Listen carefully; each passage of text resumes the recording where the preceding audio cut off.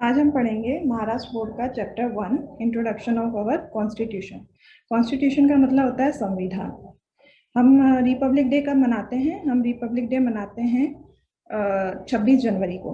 और ये Republic day कब से स्टार्ट हुआ है? 1950 से, जब से हमारा संविधान लागू किया गया है। हिंदुस्तान को चलाने की क्या प्रक्रिया है वो इस संविधान में लिखी हुई है। देखते हैं। In the civics textbook of the previous classes, we saw many reasons why rules and are necessary in our life. हमने देखा है पिछली क्लासों में कि रूल हमारी लाइफ के लिए किस तरह नेसेसरी है, क्यों नेसेसरी है। We follow norms and rules in order that activities in the family, our school, our village or cities are carried out smoothly. हमने देखा है कि सब जगह रूल्स पाए जाते हैं, चाहे वो हमारा घर हो, स्कूल हो, विलेज हो, क्योंकि अगर किसी भी जगह की कार्यकारिणी को सुचारू रूप से चलाना है तो हमें कोई ना कोई रूल उनके लिए फॉलो करने ही पड़ते हैं या कोई रूल डिसाइड करने पड़ते हैं। हमारे घर में भी रूल होता है कि हम देर से नहीं आ सकते हैं, खाना 8 बजे खाना है, और भी कई सारे रूल हो सकते हैं। और स्कूल में रूल होते हैं जैसे कि एडमिशन लेंगे तभी हमारा स्कूल में हम एडमिशन पर्टिकुलर स्कूल में जा सकते हैं। और हमें पर्टिकुलर यूनिफॉर्म पहन के ही आना पड़ेगा, हम किसी भी ड्रेस में नहीं आ सकते। और विलेज या स्टेट के भी अपने अपने रूल रेगुलेशन होते हैं।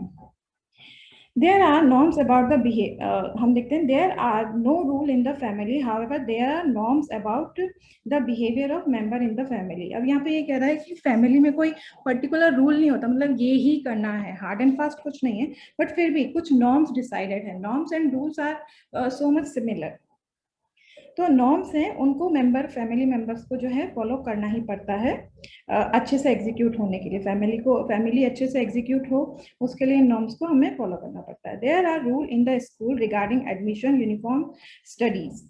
Different different competitions also have their own rule. हर कॉम्पिटिशन में अपने अपने रूल्स होते हैं कि पर्टिकुलर एज के बच्चे ही ले सकते हैं, 10 से 12 साल के बच्चे ही ले सकते हैं।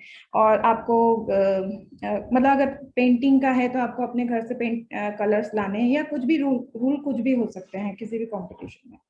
This administration of our village, the administration of our village or city is also carried out in accordance with the rules. Similarly, the administration of our country is carried out through a system of rule. जैसे हमारी जो city है वो भी particular rules को rule follow करती है, वैसे ही जो हमारा देश है, इतना बड़ा देश है, उसको भी चलाने के लिए कुछ सर्टेन रूल डिसाइड किए गए हैं, उन्हें फॉलो करना पड़ता है। अब हम देखते हैं क्या है यहाँ पे। Do you wish to ask the question the puzzle Sameer and Vandana. कुछ क्वेश्चंस हैं यहाँ पे, हम देखते हैं। Where can we find all the rules according to which the administration of the country is carried out. मतलब वंदना और समीर से क्वेश्चन किए जा रहे हैं, कुछ पजल्स हैं कि भाई कहाँ पे हम किसी भी कंट्री से रिलेटेड जो भी नियम है, जो कानून है, वो कहाँ देख सकते हैं। हु मेक दोज रूल, किन्होंने उन्हें बनाया है, रूल्स को बनाया किसने, वो भी कोई इंसान ही होंगे। Is it binding on us to follow them, क्या ये हमारे को फॉलो करना जरूरी है या नहीं, हम उनको बिना फॉलो भी करे किसी सिटी में रह सकते हैं, क्या ऐसा है। द मीनिंग ऑफ कॉन्स्टिट्यूशन, यहाँ पे बताया है कॉन्स्टिट्यूशन का मीनिंग क्या है। It is important. The book in which all the provision regarding the administration of the country are mentioned together in a systematic way is called constitution. एक book है, कहना चाहिए एक बड़ी बुक है, जिसमें एडमिनिस्ट्रेशन मतलब जो हमारा शासन है वो किस तरह चलेगा, उसके सारे रूल रेगुलेशन लिखे हुए हैं, वो ही कॉन्स्टिट्यूशन कहलाता है। जिसमें हमारे रूल रेगुलेशन लिखे हैं देश को चलाने के, वो जो बुक है वो कॉन्स्टिट्यूशन की बुक कहलाती है। This make the constitution a written document of the previous of the provisional related to the administration of the country. Government is established by the representatives elected by the people, it is bounded to carry out the administration of the country as per the provision of the constitution. मतलब हमें जो लोगों जो भी लोग हैं वो elect होके नेता बनते हैं, वो ही हमारे जो रूल रेगुलेशन है उनके अकॉर्डिंग नए नियम बनाते हैं, या ये इलेक्ट होके कोई बंदा संविधान लोकसभा में जाएगा, लोकसभा से राज्यसभा में जाएगा, ये सब भी जो है संविधान में जो हमारा कॉन्स्टिट्यूशन है उसमें सब कुछ लिखा हुआ है. The rule and the provision in the constitution are the base on fundamental law of the land. The rules and the provision in the constitution are the basic और fundamental law of the land. हमारी land का fundamental और basic जो rules हैं वो हमारे constitution में है. While making law, the government is bound to follow the constitution. Government अगर कोई भी गवर्नमेंट आती है, जैसे हम देखते हैं कि कोई भी गवर्नमेंट आ रही है, कभी बीजेपी की, कभी कांग्रेस की, कभी किसी और की, तो ये कोई भी जो गवर्नमेंट आती है, सेंटर में आती है, तो उसे इन जो भी रूल रेगुलेशन हमारे कॉन्स्टिट्यूशन में लिखे हुए उन्हीं को फॉलो करते हुए, उनको ध्यान में रखते हुए नहीं नए रूल बनाने पड़ते हैं, या पुराने को वो उन्हीं रूल्स के हिसाब से खत्म कर सकती है. ऐसा नहीं है कि जिस रूल से बहुत सारी जनता को फायदा हो रहा है उस रूल को वो खत्म कर दें, ऐसा नहीं कर सकते. या फिर ऐसा कोई रूल वो नया नहीं बना सकते जिससे मेजोरिटी ऑफ पब्लिक को कोई प्रॉब्लम आए या वो उसे फॉलो ना कर पाए. तो जो भी नई गवर्नमेंट आती है उनको इन कॉन्स्टिट्यूशन में जो नियम लिखे हुए हैं उनको ध्यान रखना पड़ता है. If it does not do so, then the judiciary can declare those law null and void to or unconstitutional.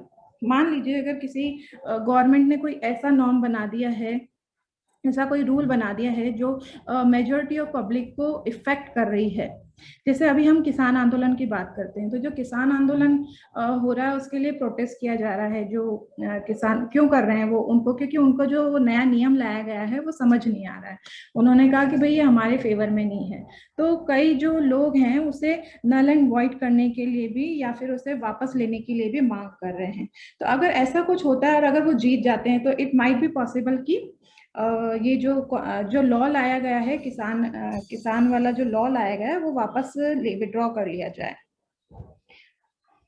Provision in the constitution. अब कॉन्स्टिट्यूशन में क्या प्रोविजंस हैं, कि क्या चीज करी जाती है कॉन्स्टिट्यूशन में. The provision in the constitution are about different thing. उसमें अलग अलग चीजों के बारे में देखा जाता है, अलग अलग चीजों के बारे में कार्य किया जाता है. वो क्या है, सिटीजनशिप, हमारी नागरिकता के बारे में. द राइट्स ऑफ सिटीजन, हमारे क्या अधिकार हैं, एक नागरिक के, किसी देश के नागरिक के क्या क्या अधिकार हैं. The relationship between the cities and the states, दो सिटीज के बीच में या दो स्टेट्स के बीच में कैसे रिलेशन होने चाहिए. Subjects of the law to be made by the government, ये सब उनके कि गवर्नमेंट को किस चीज के बारे में रूल बनाना है ये भी उसमें लिखा हुआ है, कि उनके क्या क्या काम के जो सब्जेक्ट्स हैं वो सब लिखे हुए हैं कि गवर्नमेंट को किस चीज के ऊपर अपना कार्य करना है. गवर्नमेंट इलेक्शन के बारे में लिखा हुआ है कि किस प्रक्रिया से जनता किसी जो एक नेता होता है उसको किस प्रक्रिया से चुनेगी और उसे लोकसभा या राज्यसभा में भेजेगी अपना रिप्रेजेंटेटिव बना के.